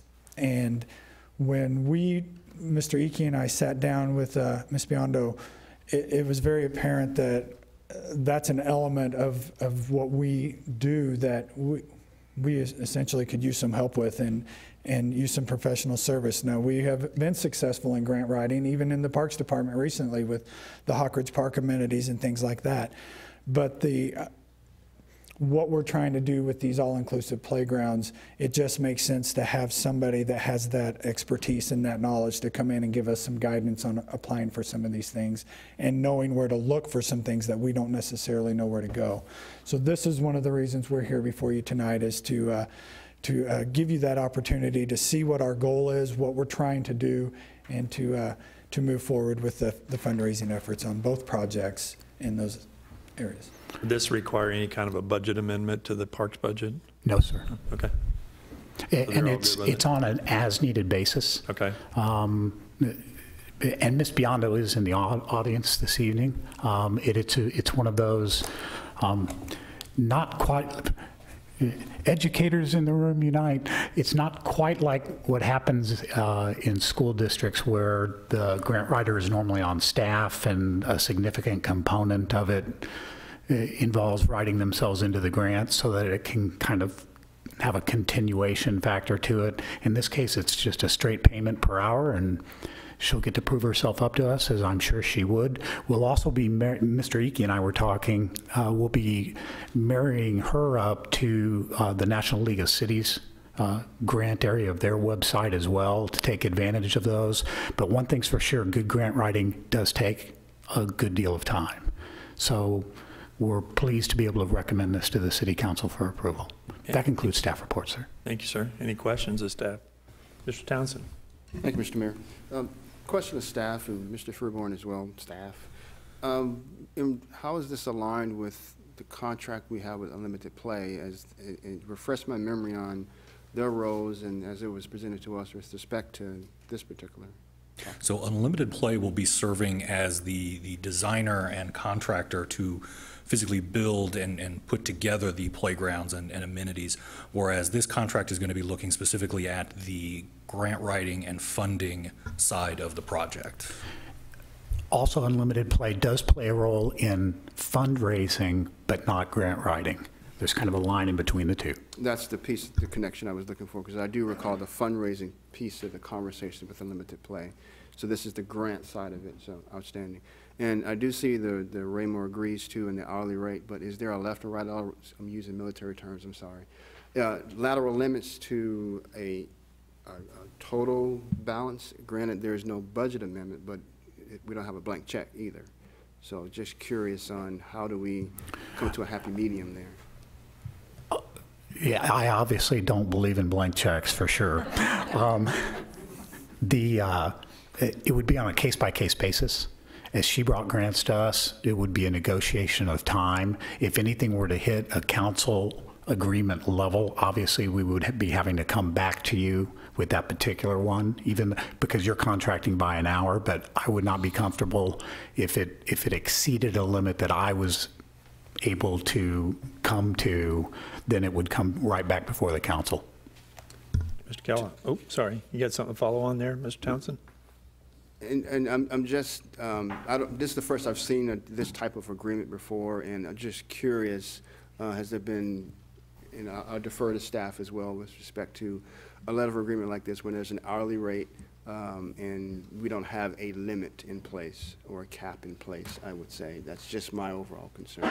It's I'm agreement, not to divulge the vote yet, but I'm not against it. I'm just curious from a funding perspective. I think it would be, in this case, it is an unusual agreement for us. It's kind of a first time. As I said, she would not be on staff, certainly. The difficulty with a not to exceed is, let's say that she immediately finds 20 grants. Then each one of those would stand on its own, and we would be well pleased if she was in here doing all of those grants. Also, one grant, if we tried to do it on a grant basis, this grant may take 5 hours to write, this grant may take 10 hours to write, so it would be very difficult to put a not to exceed or an excess figure on it, with the exception of the fact, again, if anything looked like it was going to go over either obviously I see anything that's going to go over $1,000, the council sees anything that's going to go over $10,000. And whose account is this coming from? Parks and Recreation. Parks and Rec. Yeah. Okay, thank you. I think Mr. Kellogg had a question. Thank you, Mr. Mayor. How long is the services going to be used? I don't see an ending date. Is this? Well, again, we pick the as needed. So this isn't, you're going to go out and you're going to contract for 5 grants and you're going to be done in a year. It's, I found a grant that I think you all may be interested in. Mr. Icky, you had something? We do provide termination notice within the contract itself, in the agreement, and it is a 1-year contract. Okay. 30 days, I'm sorry, 30 days. Thank you, sir. We actually do some things kind of similarly. Mr. Crass, is it Black & Veatch we contract with for maintenance of our light fixtures and things like that? And that's another thing that we don't have money up front for, but we know we're going to have that happen during the term of a year. We can't really set a limit, because if we had a whole bunch of them damaged by a storm or something, we'd have to have that come and fixed. But we're basically authorizing them as our vendor prior to the work being done. Is that a correct assessment? Yeah, so it's Black and McDonald, but yes. I'm sorry. Everything else spot on, sir. My apologies. I make the same mistake about every week, and Mike corrects me every time. So.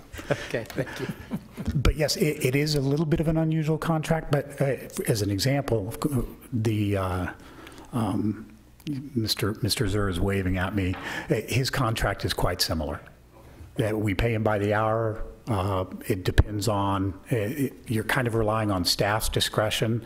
And to the question as far as termination is concerned, it would be a question of, hey, we think we've exhausted your services. Thank you very much. This is 30 days notice. But if there were no grants out there, there wouldn't be any payment, because we're not paying for any time that we aren't previously authorizing with saying, go out and write this grant.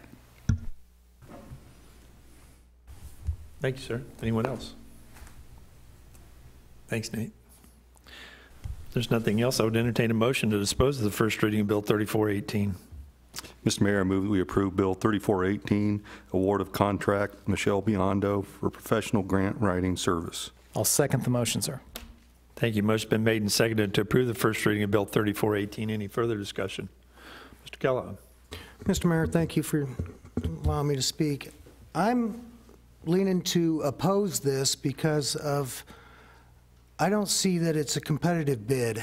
And I understand what Mr. Holman was saying with our lights and that, our city lights, but even those, we send out for a competitive bid and get different prices.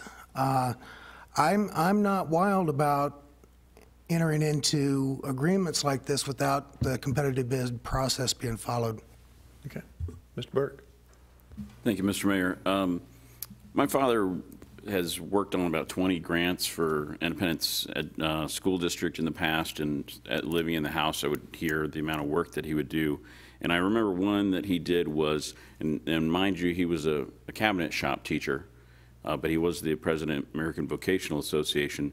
But he wrote a grant to allow them at Chrisman High School to get money for English as a second language program. And one day I had the opportunity to substitute in that class.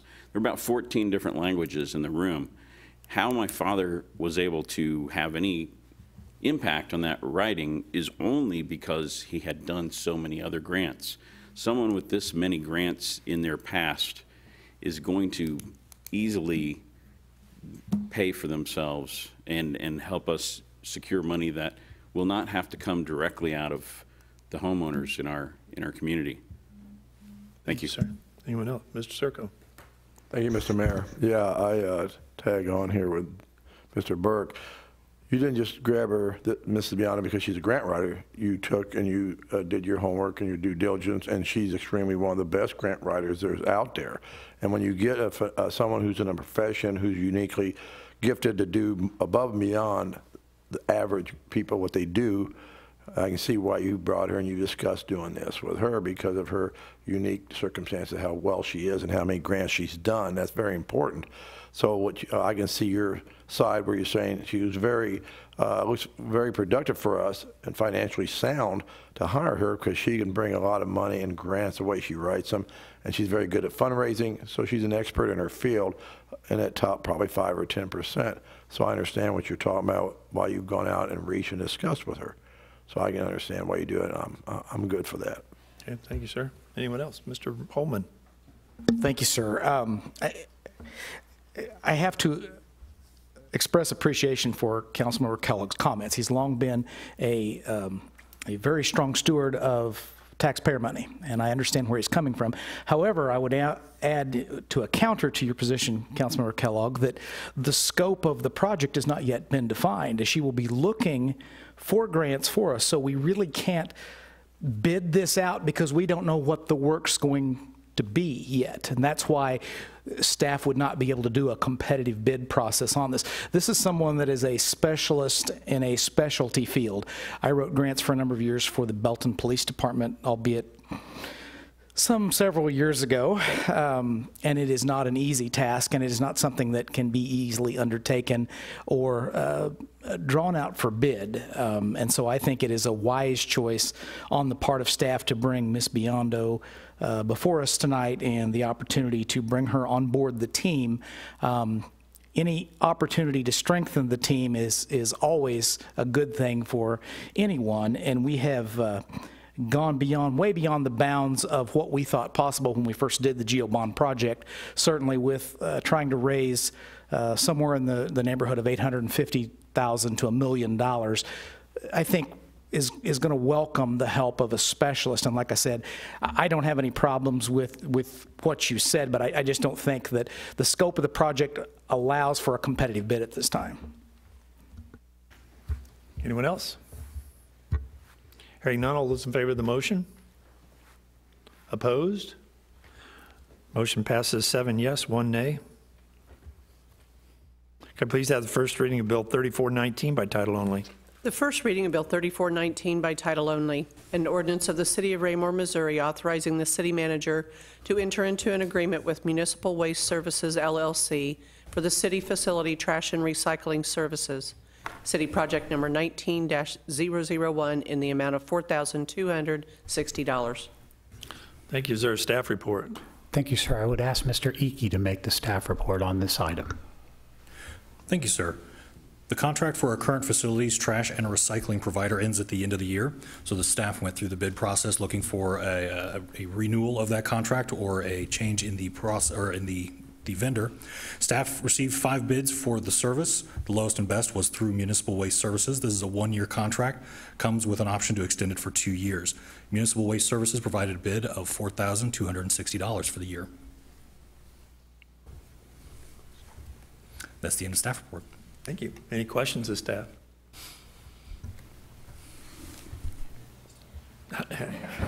I got it. If there's nothing else, is there a motion to dispose of the first reading of Bill 3419? Mr. Mayor, I move we approve Bill 3419, award of contract, city facility trash and recycling services. I'll second the motion, sir. Thank you. Motion been made and seconded to approve the first reading of Bill 3419. Any further discussion? Hearing none, all those in favor of the motion? Motion carries unanimously, 8-0. Could I please have the first reading of Bill 3411 by title only?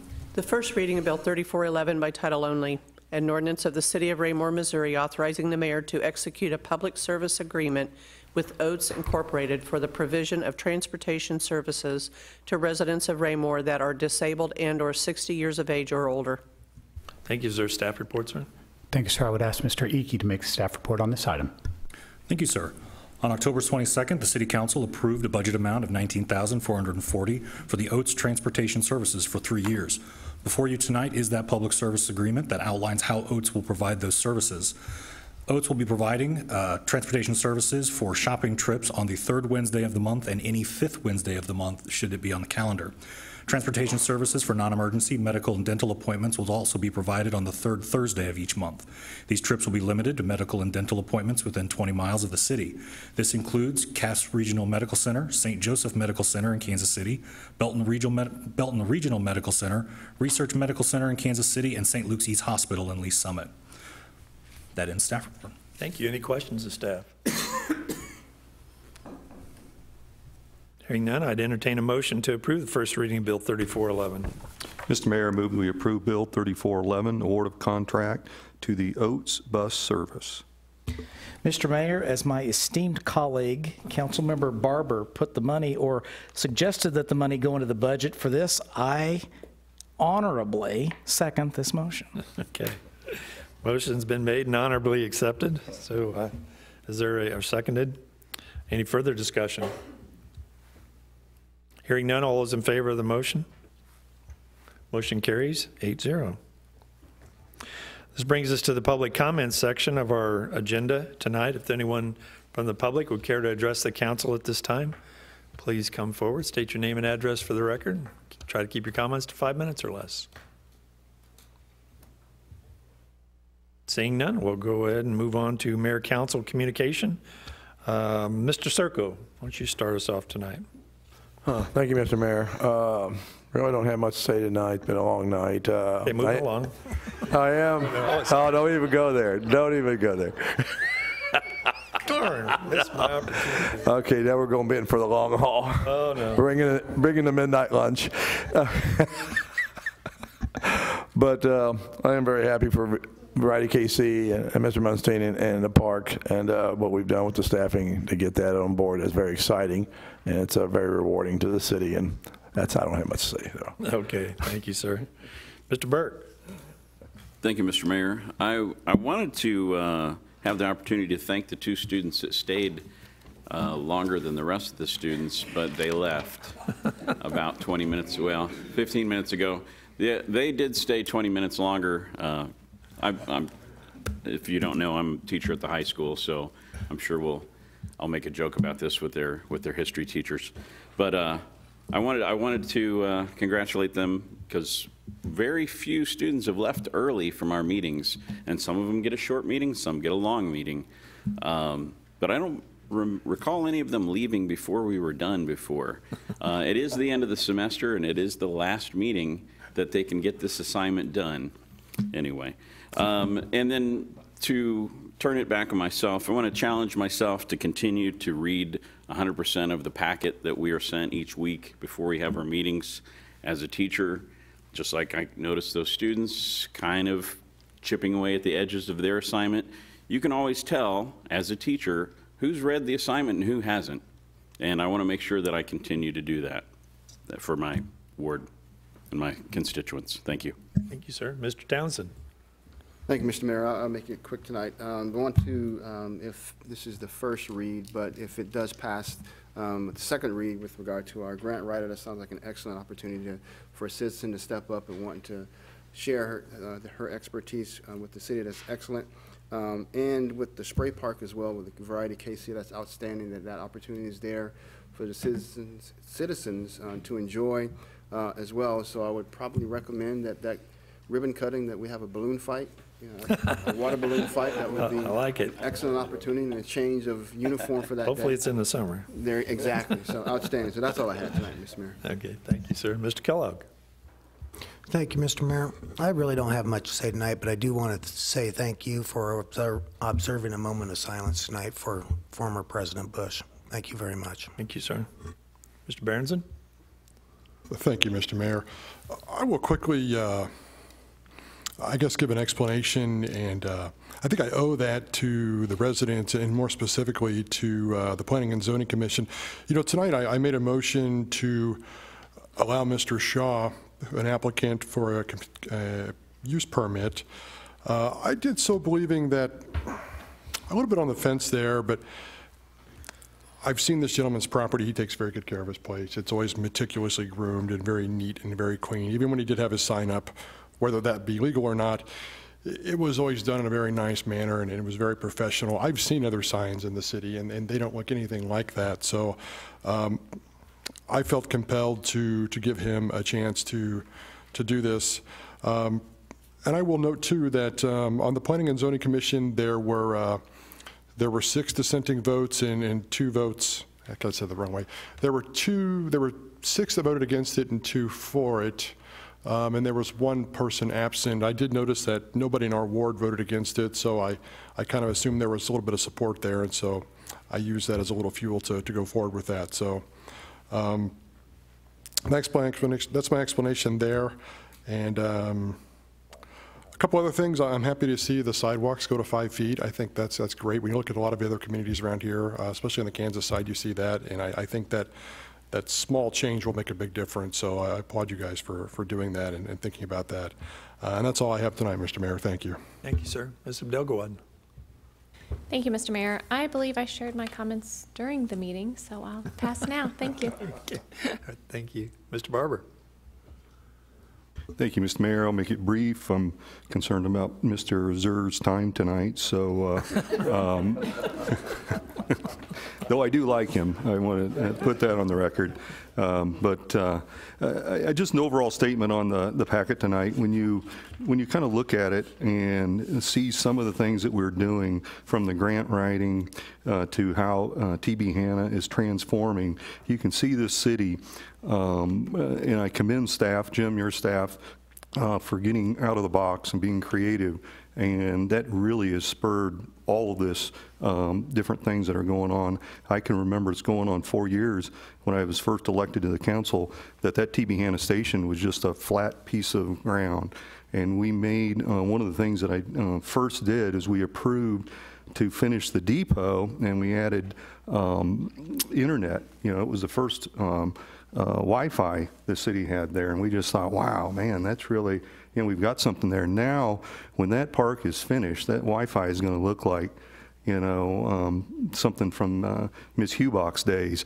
But that park is really going to transform. So I'm really pleased with how some of these projects, once they start, they just kind of gain momentum, and you never know how they're going to grow and turn into something. So very pleased with staff on how this worked out. Thank you. You know, it wasn't flat when I got here. That was actually where my office was. So and Allie was there with me too. Yes, Mr. Holman. Thank you, sir. I'd like to echo Mr. Burke. I was going to recognize the students in the audience. We had a number of them tonight, but we got long in the tooth, and then the last, I think, 2 survivors headed out before we finished. So anyhow, it's always good to see them here. And so because Disney did not do a Star Wars movie this year, so I don't have my typical December State of the City speech to give. I thought what I would do tonight is summarize the meeting as a sports announcer might. So Mr. Feuerborn threw for 9 times all receptions in the first half were to Mr. Carteret for a banner evening. That was followed up by his second favored targeted receiver, Mr. Mustine, who almost caught up in yards per catch to Mr. Carteret, and Mr. Fearborn salted away the evening by a few short tosses to Mr. Icky, who ran the ball down the line. No interceptions, a solid win for the city. The last thing that I have, sir, you've mentioned already the passing of President George H.W. Bush, known by many as 41 because his son was the 43rd president, of course. I thought I'd mention a couple things that some of you may or may not know about the former President Bush. He was the last World War II veteran to hold the office of President of the United States. He was a Navy pilot during World War II. He was shot down. 2 of his crew members were killed, and he thought for sure he was going to be captured until some 5 hours later of floating in the sea, he was rescued by an American submarine that, to his words, came out of nowhere. He was also a U.S. Senator. He delayed his entry into the University of Yale to go fly for the United States Navy in World War II, and then came back to finish his degree afterwards. He was a U.S. Senator. He was head of the Central Intelligence Agency, and probably the longest-lived member of the Central Intelligence Agency in United States history.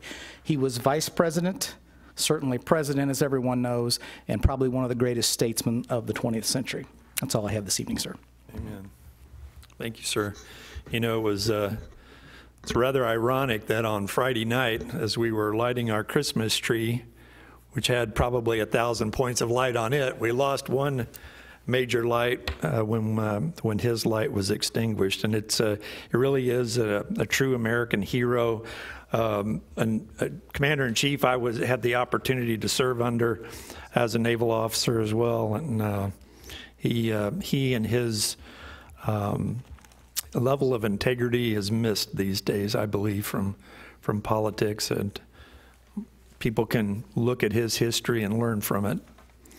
And thank you again, Nathan, for a great night that night.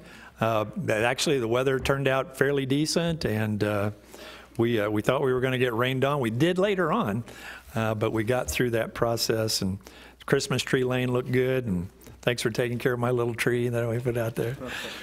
But I do want to say thank you, and thanks to everybody on the council up here for your great comments tonight. I won't try to add or replicate any of those, as we do have one final item of business to do tonight, and that is executive session. I would entertain a motion to move into executive session. Mr. Mayor, I move that we go into executive session to discuss litigation matters in accord with Missouri Revised Statutes 610.021, subsection 1. I'll second the motion, sir. Thank you. Motion's been made and seconded to move into executive session. Could I please have the roll call? Councilmember Abdelgawad? Yes. Councilmember Barber? Yes. Councilmember Berenson? Yes. Councilmember Burke? Yes. Councilmember Serko? Yes. Councilmember Holman? Yes. Councilmember Kellogg? Yes. Councilmember Townsend? Yes. Thank you. We will now go into executive session. Upon its completion, we'll come back to open session to adjourn from that. Thank you.